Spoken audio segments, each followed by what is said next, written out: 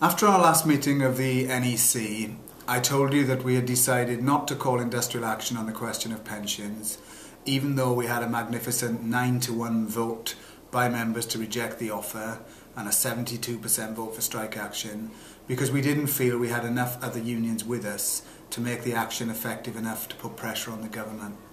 Well, I'm really pleased to tell you now that I've just reported to the National Executive Committee that in the last few weeks we've been very successful in rebuilding a coalition of unions, meaning we're now in a position to take further strike action with unions in the education sector, the health sector and the civil service. That's 3 of the 4 big public sector schemes. This is a real step forward for us.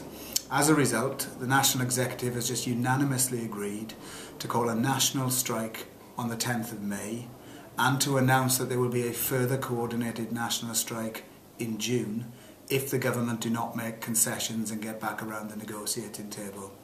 These strikes, involving a number of unions across the public sector, will coincide with the Police Federation having a major demonstration of the police in London on the question of pensions, pay and privatisation.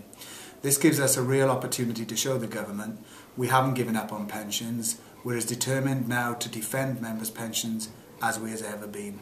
And that's why the more successful the strike is on May the 10th, the more chance we've got of stopping people being forced to work longer, pay more and get less.